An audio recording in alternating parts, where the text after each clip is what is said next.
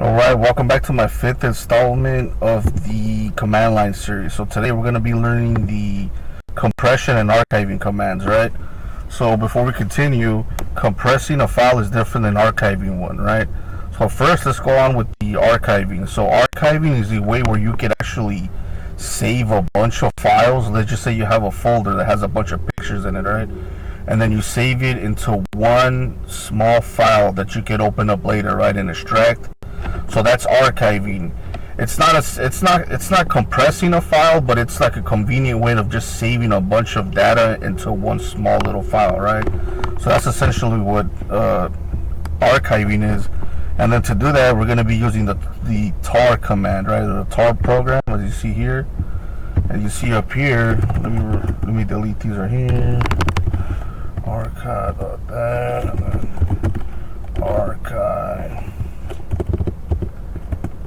And then the random txt.gz.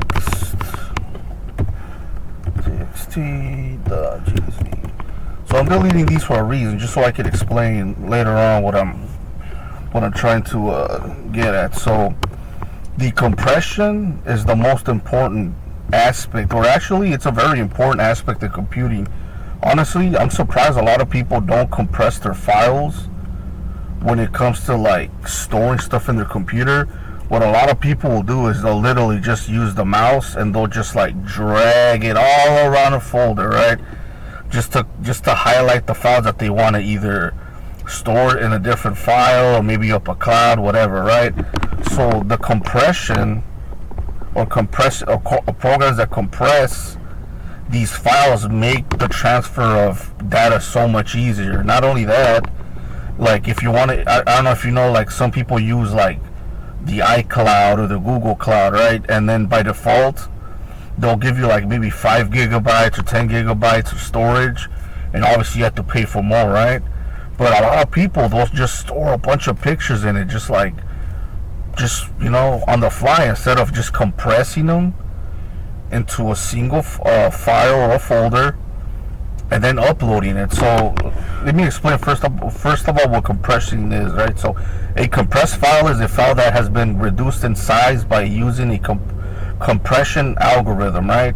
Making it smaller than its original size. This reduction in size is archived by removing redundancy or using clever encoding techniques. Compression allows for easier storage or transfer of files, particularly large ones. So let me explain. So for dummies, think about a poem, right? So let's just say that a poem, you have a file and it's a poem. So let's just say that this poem has like 15 thes, right? Like the word the, and the compression program, right? Which there's a bunch of them. There's 7-zip, which is my favorite for Windows, but we're going to be using gzip for this one, for Linux.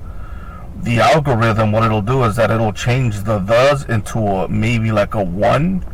So the 1 takes up a lot less space, right? It's a lot shorter code, a lot of shorter character.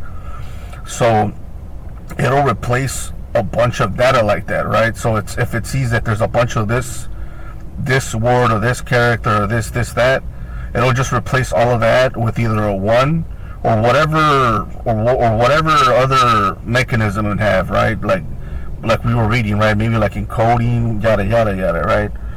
So to get to your original file back, what happens is that the same program will change the 1s back to thes again, right? So there's an algorithm to it. So a file can go from being 4 gigabytes to 3 gigabytes compressed, right?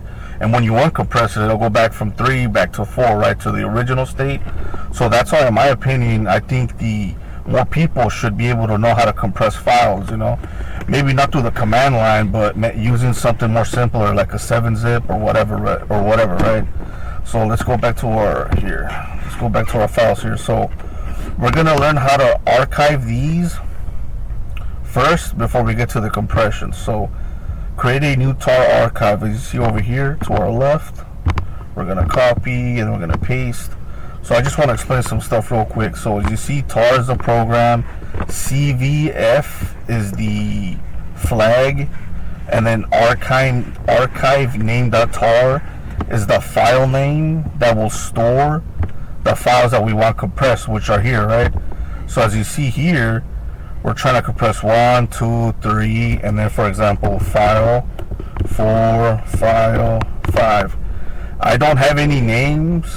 I don't have any files by that name. I only have a directory and a text file. But you get my point, right?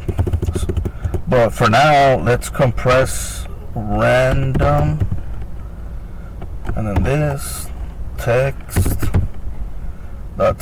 right? So we're gonna compress it, right? And then we're gonna check out the listing, as you see here, right? As you can see, this just got stored. Excuse me, this just got stored to this. But normally, this is good archiving if you have a bunch of these. You have to have a bunch of them, right? But it's always still a good thing to know what archiving is, right? Using tar, the tar program. So that's what I'm teaching you guys. So again, we're gonna uncompress it now, extract file from my tar archive. So again, since I have it saved here, it's just gonna replace it, but I'm just gonna actually remove it. So remove, random.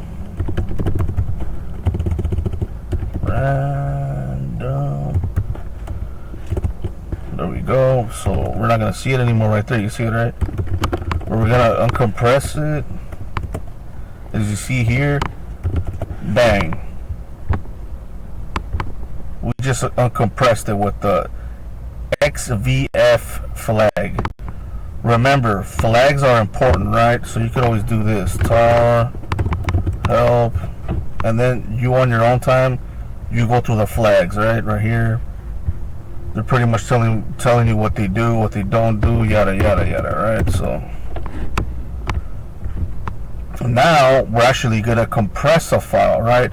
So I want you to keep this in mind. We're gonna check out the size of the files first, right? So as you see here, right, random text.txt doesn't have anything in it, but let's just add a couple hellos to it. Let's see, hello, hello, hello, and then Control C to exit. So now ls, as you see, the few characters made it up to 18 kilobytes, right? Instead of it just being an empty file.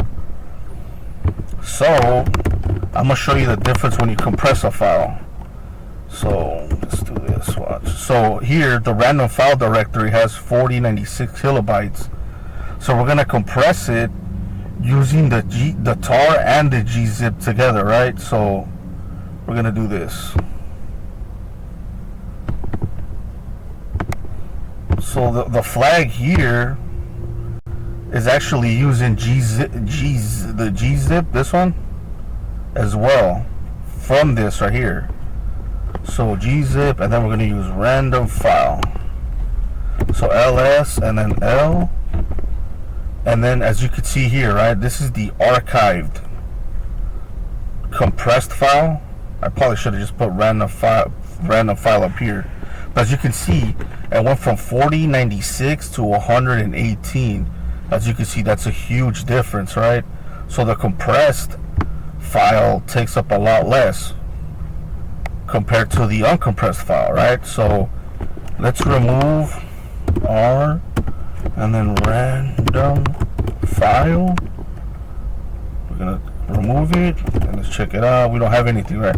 So now we're gonna extract again our file, right? So extract it. Let's copy this bad boy here, paste this, bang, right? ls, l flag, and then so we extract the random file back, right? Again, it's 4096 compared to 118, right? So again, compressed files is a great way to store files like pictures, you know, maybe you have just like a library of songs, right? So you can always store that as well in a compressed file, and then you can easily transfer it to an external hard drive, or maybe store it in some sort of cloud service, So that's pretty much what compressing a file is. So here, as you see here, compress a file using maximum compression with gzip. I'm assuming that the 9 flag, as you see there, is telling the program, hey, compress this file as little as you can. You know, you push it to the limit, right? So again, let's do this. Watch. It's up to you to go through this, right? Go through all of this and see what it does. You can be like, oh, okay, you know what I mean, yada yada yada. As you see here, right? Compress better, number 9. Compress faster, number 1. You know what I mean? The version number, quiet, license, key, force, decompress, etc., etc., right? Alright guys, well, thanks for watching this video. So do me a favor, I want you to watch, since it's a series, this is my 5th one, right? So on my first video I went through the file manipulation video. On my second video I went through the process management side. On the third video I went through the networking side. And then on my 4th video I went through the hardware aspect, right? So that's like learning the CPU models, you know, the type of memory you're using, the versions of, you know, etc., right? So here we pretty much went through the compression and archiving side of the command line, right? And it's not too complicated, you know, like as you see here to our left, we got all the commands here. You know, it's pretty much, it's straightforward, right? You compress it here, and then you uncompress it using this command, right? So let's go through it one more time. Let's try gzip, and let's compress random text. As you see there, right? It's right here. This is the compression side. So ls. So you can see, right? The compressed text. It actually took the other one. It actually compressed it, and it didn't even leave the original file around. So let's uncompress it. Gun zip. There we go. And then we uncompressed our file, right? So it's pretty straightforward, guys. Alright, guys, well, take care. Take it easy. Feel free to hit the subscribe, hit the like button. And again, in my command line series, I'm gonna go deep. So I'm gonna try to learn every category there is about the command line. The next one will probably be permissions. So, you know, tune in for that. And talking about permissions, you can see some of it here right on the files. So you can see read, writable, read, writable, read. I forgot what the D means. Read, writable, X, yada yada yada. So it'd be permissions. Alright guys, we'll take it easy. Peace.